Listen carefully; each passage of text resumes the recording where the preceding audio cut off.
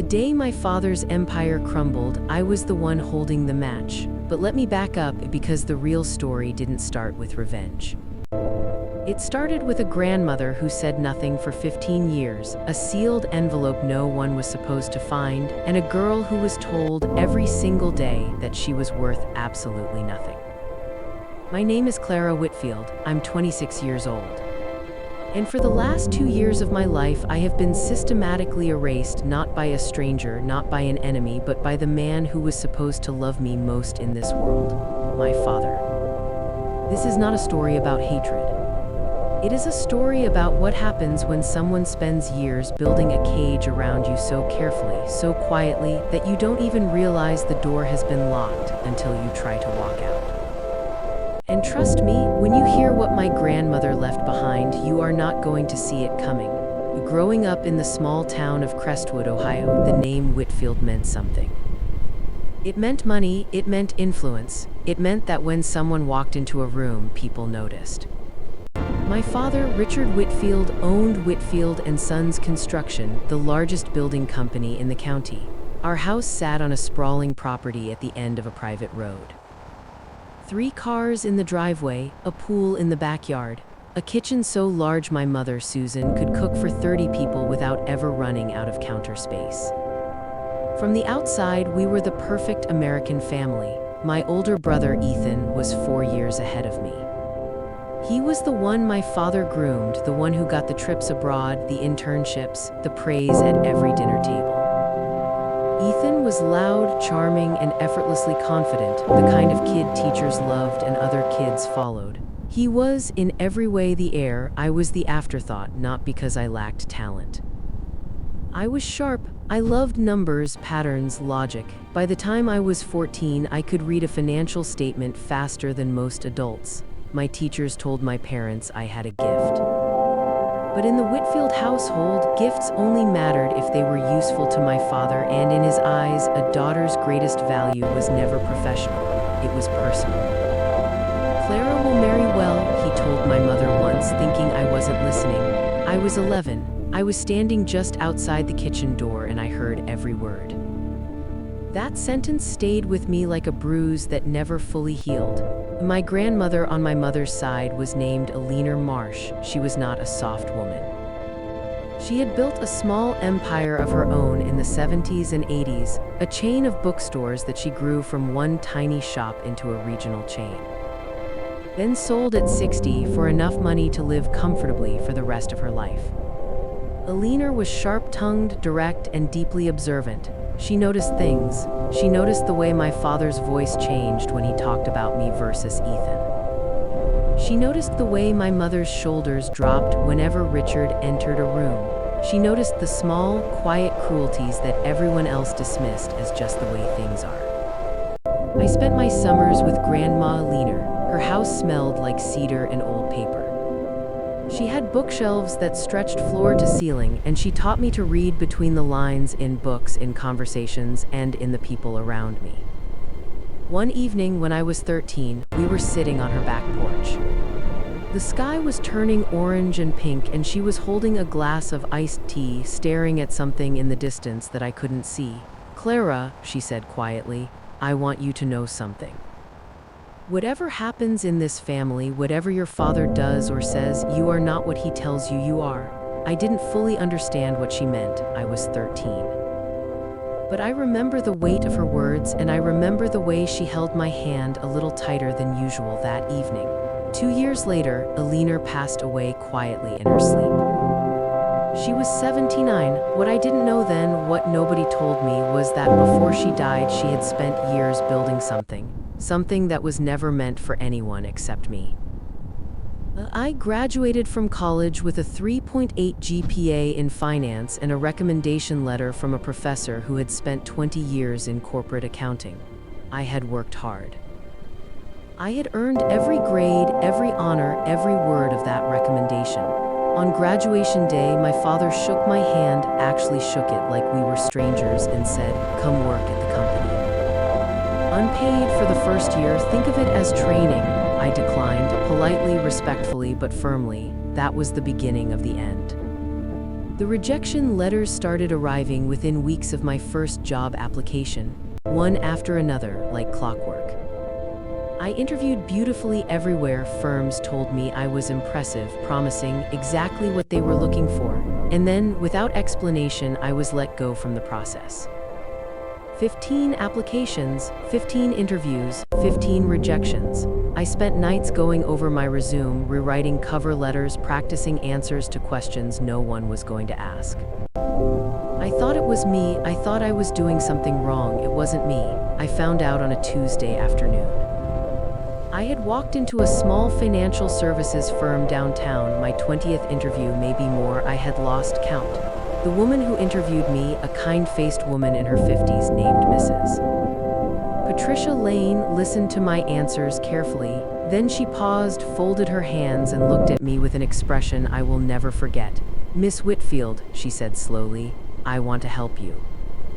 "But I can't, not here." "What do you mean?" She hesitated. Then she said, "Ask your father." I drove home in silence. My hands were shaking on the steering wheel, and a cold, terrible certainty was settling into my chest, the kind of certainty you feel when you already know the answer but you're not ready to hear it. That night, I found my father in his study. He was exactly where I expected him to be, behind his mahogany desk, a glass of whiskey sweating beside him, papers spread in neat stacks.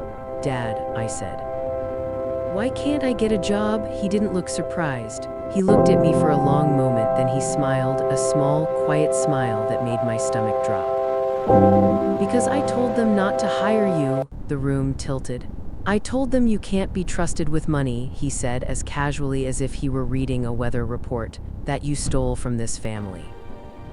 That you're unstable." I stared at him. "The credit card, Dad, I used that card for textbooks. You gave me that card. And I paid back every single cent."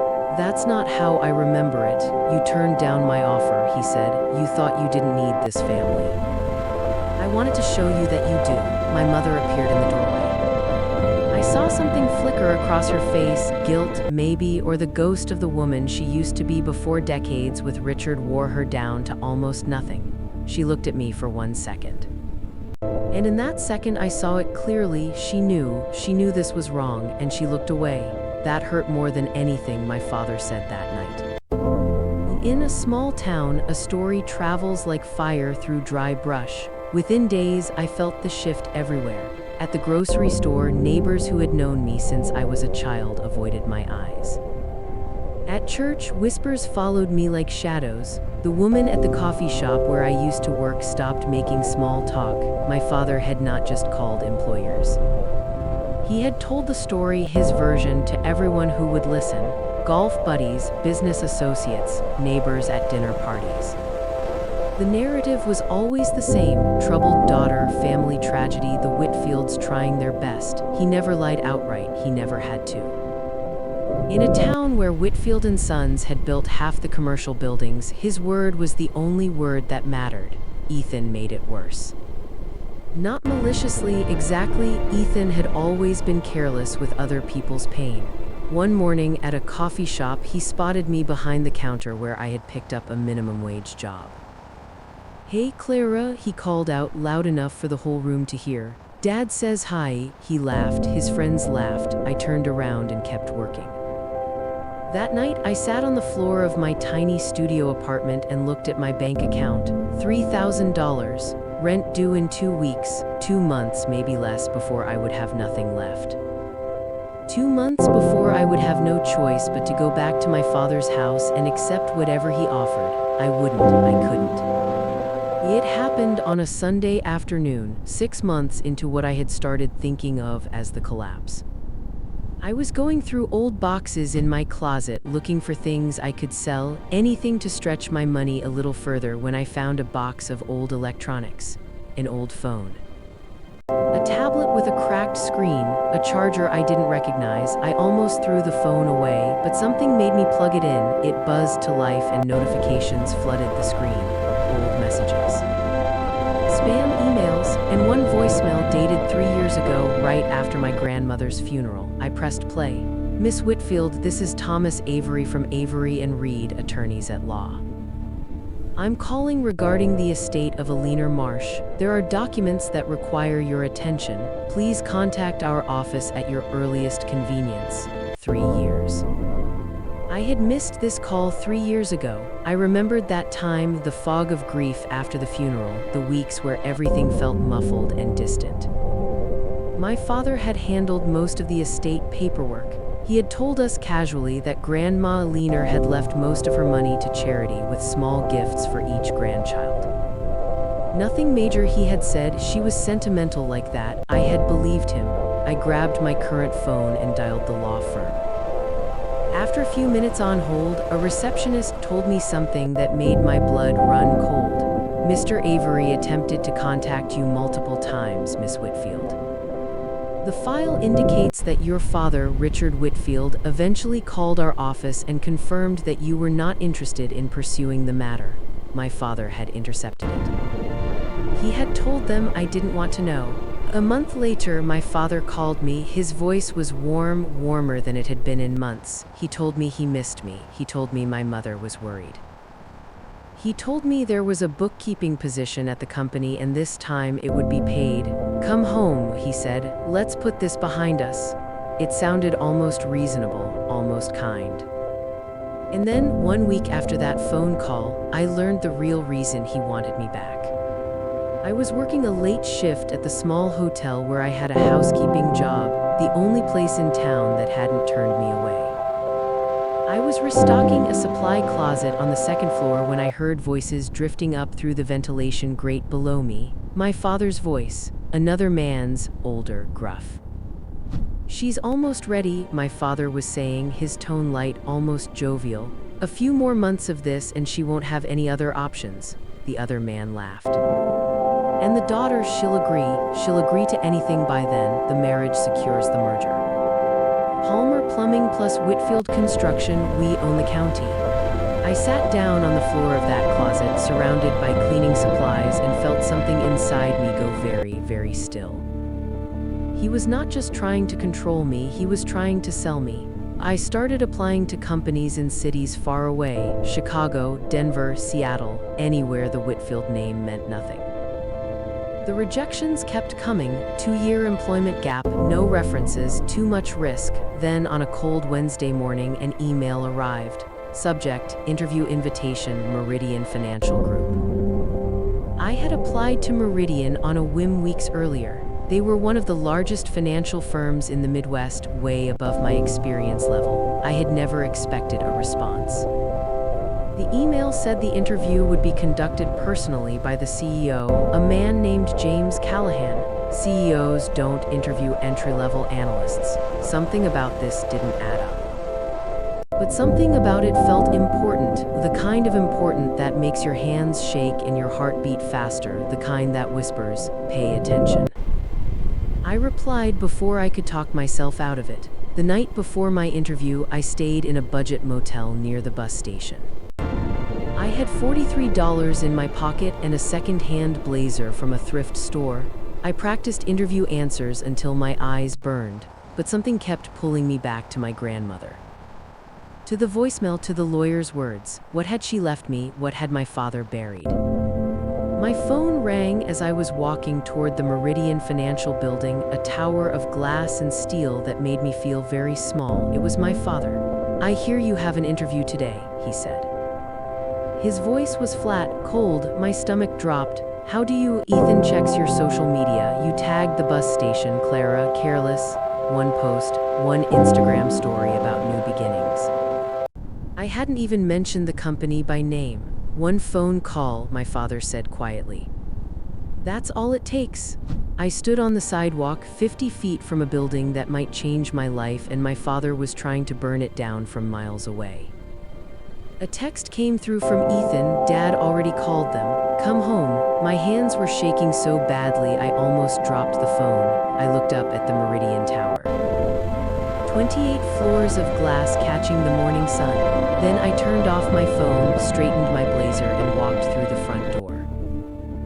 The lobby of Meridian Financial was everything my life wasn't. Marble floors, original artwork, men and women in designer suits moving with quiet purpose. I gave my name at the reception desk.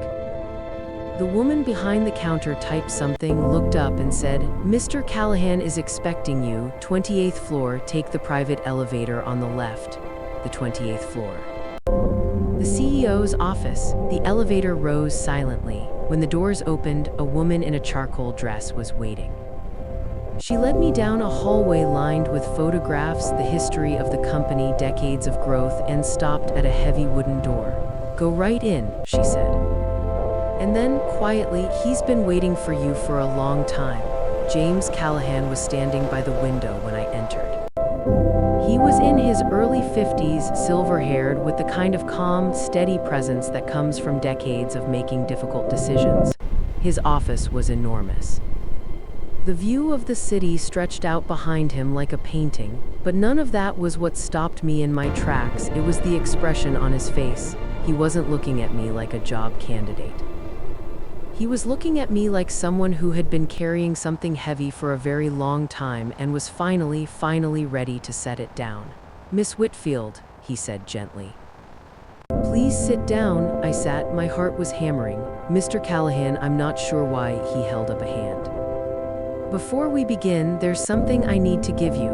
He walked to a safe built into the wall, old, brass, polished, and entered a combination. He opened it, reached inside, and pulled out an envelope. A yellowed envelope, thick, sealed with wax that had darkened to amber with age. And on the front, in handwriting I would have recognized anywhere, my grandmother's handwriting, were words that made my breath stop. "To be opened only when Alina Marsh has passed away and Clara Whitfield comes to Meridian Financial Group seeking employment." The date beneath it was 15 years old. "I was 11 when she wrote this. Your grandmother," James said softly, placing the envelope in my hands, "was one of the most remarkable people I have ever known." He told me the story. 20 years ago, James Callahan was nobody, a young man with a business plan and no money, rejected by every bank in the state. Alina Marsh had written him a check for $200,000 when no one else would. She had made him promise one thing. She said, "Someday a young woman named Clara Whitfield will need a safe place. When she comes to you, and she will give her this." He paused. "I set up an alert in our system 15 years ago. Your name, the moment your application came through, I was notified. 15 years, he had been waiting 15 years. She told me," he continued, his voice quiet, "that someday her granddaughter would need a door that no one else could close." My hands were shaking as I broke the wax seal. Inside were 3 items. The first was a letter handwritten on cream-colored paper in my grandmother's elegant, careful script. The second was a certificate, official, notarized, bearing the Meridian Financial Group logo and a date from 20 years ago. Certificate of Equity Ownership. Clara Jane Whitfield, 7% founding stake, Meridian Financial Group, LLC. I read it 3 times, my vision blurred. "I don't understand," I whispered. James pulled a chair beside me. "When your grandmother invested in my company, she didn't put the shares in her own name. She placed them in a trust, in yours. Legally, irrevocably yours, structured to remain sealed until either Alina passed away or you came to this company seeking work. Whichever came first, she designed it that way," he said, "so that no one, not even your father, could ever find it or take it from you." The third item was a small leather journal. Its pages were worn soft with age, filled with dates, notes, and observations spanning years. I opened it and began to read. March 2004, Richard refused to pay for Clara's music lessons. Called them a waste of money. June 2007, Richard told Susan that Clara should not apply to college out of state. Women don't need fancy degrees. January 2010, Clara came home from school with tears in her eyes. Richard had told her teacher she was making things up about wanting to study abroad, page after page, year after year. My grandmother had been watching, documenting, quietly, carefully building a record of everything my father had done and everything he was capable of doing. James read the journal alongside me, his expression grave and still. "Your grandmother knew," he said, "exactly what kind of man your father was. She couldn't stop him directly. So she built you an escape route. I pressed the letter to my chest and cried, "My dearest Clara, if you are reading this, then I have left this world and you have found your way to James. I am sorry I cannot be there to hand this to you myself. I want you to understand why I did what I did. I watched your mother marry Richard Whitfield.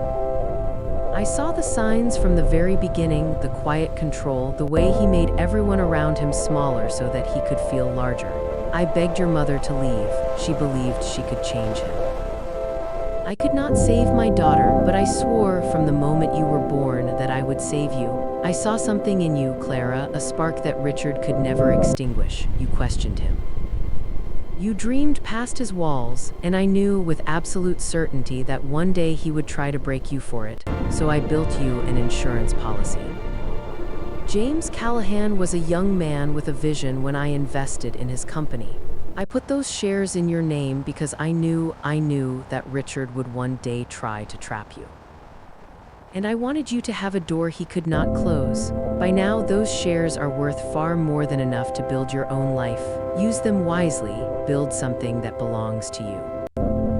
And remember this, sweet girl, you do not owe anyone your obedience, not even family, especially not family that uses love as a leash. I am so proud of the woman you have become. Even if I cannot see it, I know it is true. Live free, Clara, that is all I have ever wanted for you. All my love, always, Grandma Leaner. James Callahan had an idea. Meridian Financial was hosting its annual charity gala the following week. Black tie, investors, executives, community leaders, the most important people in the region, all in one room. And my father, who had been trying for months to land a construction contract with Meridian, had invited himself. I'd like to introduce you, James said carefully, as our new senior financial analyst, and as a founding shareholder of this company. I was quiet for a long time. I don't want revenge, I said finally. I don't want to humiliate him. James nodded. He had expected me to say that. This isn't about revenge, Clara, it's about truth. You have spent 2 years being called a thief, a failure. Your father controls that story because no one has challenged it. He paused. The gala isn't about hurting him. It's about standing in the light. Let people see who you are. Let the lies collapse on their own. I thought about my grandmother, about the journal. About the years she had spent watching and waiting and preparing. Yes, I said, okay. Yes, the Grand Meridian Hotel was magnificent, crystal chandeliers, live music, waiters with champagne on silver trays. 200 of the most powerful people in the region, all dressed in black, all making conversation and deals and impressions. I watched from a private room upstairs wearing a simple navy dress chosen by Meridian's communications team. Pearl earrings, hair pulled back, I looked professional, composed. I did not look like someone who had been scrubbing hotel floors 3 days ago. Through the window below, I spotted my family. My father entered first, chest out, surveying the room like he owned it. His suit was expensive, his smile was practiced. My mother followed in something elegant, her smile perfect and empty. Ethan trailed behind, phone in hand, already bored. They had no idea what was about to happen. I touched Grandma Leaner's letter in my clutch, took a breath, and waited. James took the microphone. His speech was warm, measured, grateful. He talked about community, about legacy, about the values that had built Meridian Financial over 2 decades. Then he paused. Before we continue, I'd like to introduce someone who represents everything this company stands for. Someone whose story is, in many ways, the reason this company exists. My cue. I walked into the ballroom through a side door. 200 faces turned toward me. I walked steadily, head high, toward the stage where James waited. I did not look at my father, not yet. But I felt the moment he saw me, a sharp intake of breath somewhere to my left, a muttered word, the sound of a champagne glass shattering on the marble floor. That was Ethan. I kept walking. Ladies and gentlemen, James continued, his voice warm and clear. Please welcome Meridian Financial's newest senior analyst and someone very dear to this company's history, Miss Clara Whitfield. Polite applause rippled through the crowd. I reached the stage. James shook my hand, leaned close, and murmured, "You're doing beautifully. I turned to face the audience, and then finally I let myself look at my father.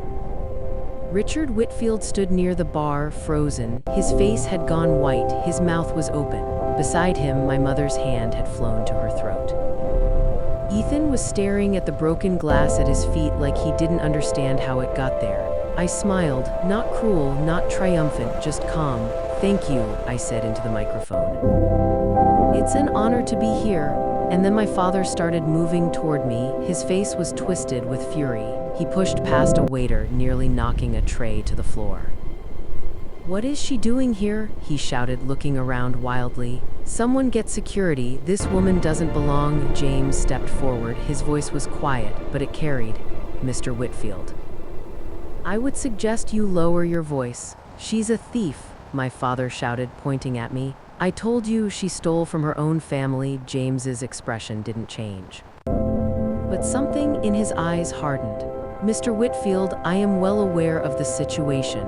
I am aware that you spent 2 years contacting every employer in your county to destroy your daughter's career. I am aware that the so-called theft you reference was $1,200 in textbooks that she repaid in full." He paused, let the silence land. "And I am aware that you attempted to arrange your daughter's marriage to seal a business merger." Gasps rippled through the crowd. Richard's face went from red to white. "How do you?" he started. "Your daughter," James continued, "is not just an employee of Meridian Financial." He paused, let the silence build. "Clara Whitfield owns 7% of this company. She has been a founding shareholder since she was 11 years old." He turned to me. "Her grandmother, Eleanor Marsh, invested in this company before anyone else believed in it. And she put those shares in Clara's name to protect her from people exactly like you." The room erupted in whispers. I looked at my father. His mouth opened, closed, opened again. No sound came out. "This is a scam," he shouted, looking around the room for allies, for someone, anyone who would back him up. "This is fraud." "My mother-in-law was. The documents have been verified by 3 independent attorneys," James said calmly. "Notarized, filed with the state. There is no ambiguity, Mr. Whitfield." My mother had pushed through the crowd to reach him. "Richard," she hissed, tugging at his sleeve. "Everyone is watching, please." He shook her off. "You," he said, pointing at me, his finger trembling. "You ungrateful," his voice cracked.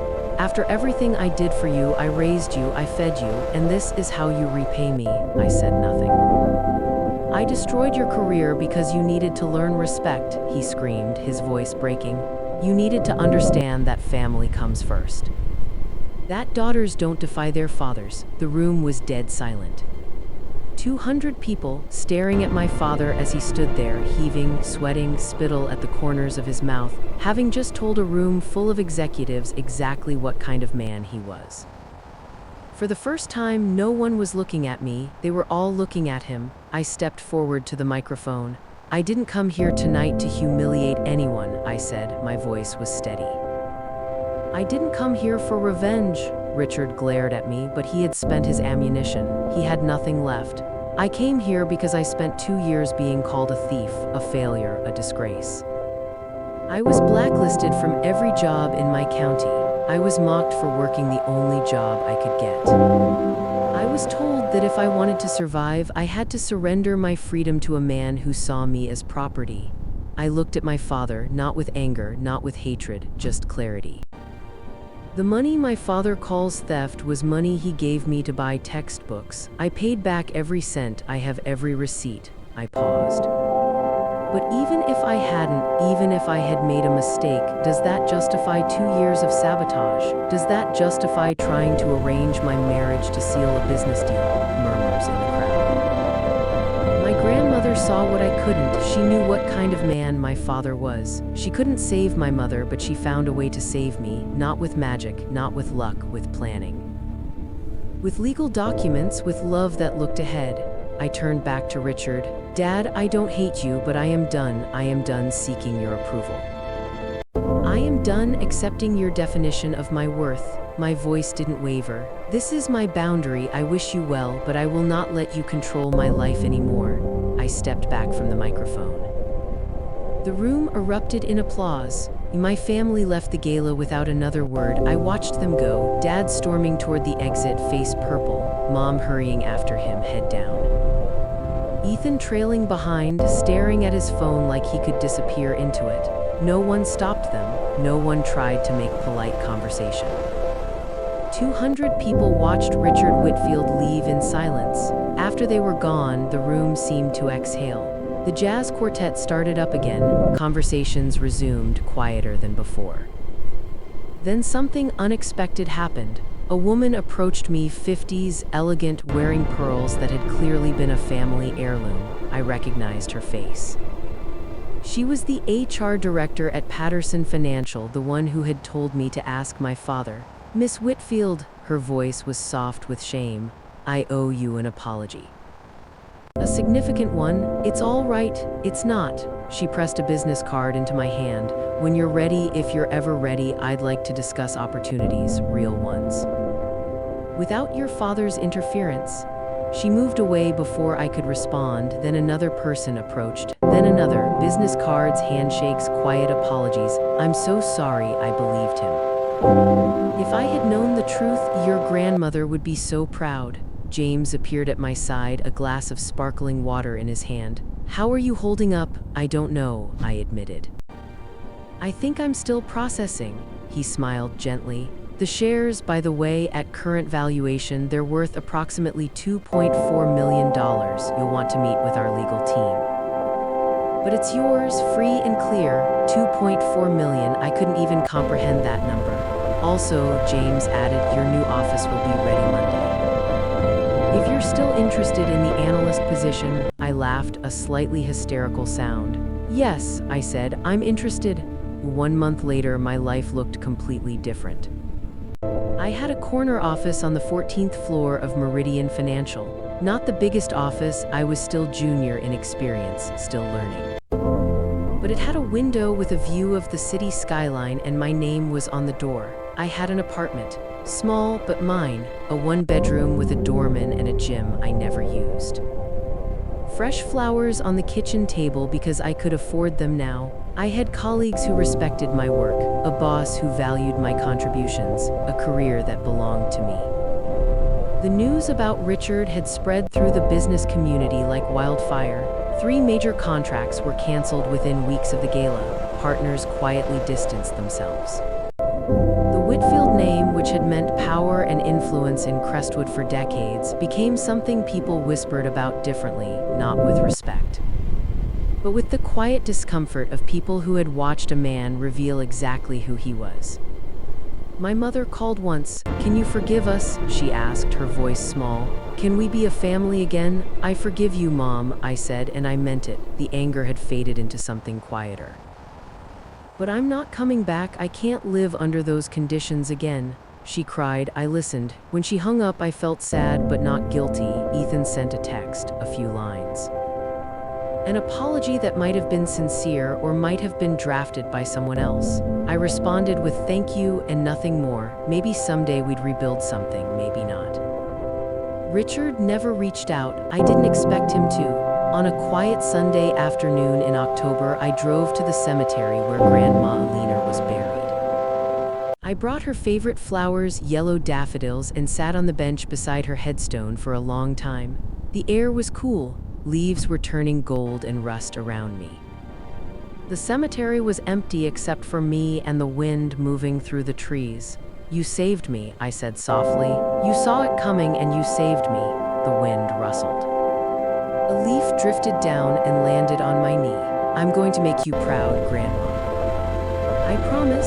I sat there until the sun went down, until the sky turned from gold to violet to dark, and for the first time in years, I felt something I had almost forgotten the shape of. I felt free. Sometimes the people who love you most do not protect you with words. They protect you with plans, with documents, with quiet, patient, invisible work done years before you ever need it. My grandmother could not have predicted exactly what my father would do. She could not have known the specific cruelties, the exact timeline, the precise moment I would break.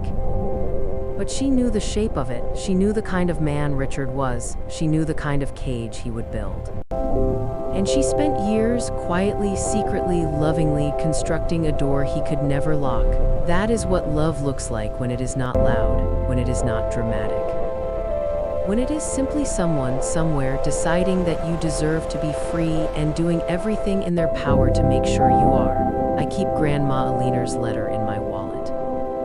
The paper is soft now from handling, the creases worn thin from being folded and unfolded 100 times. Build something that belongs to you, she wrote. I am building it, Grandma.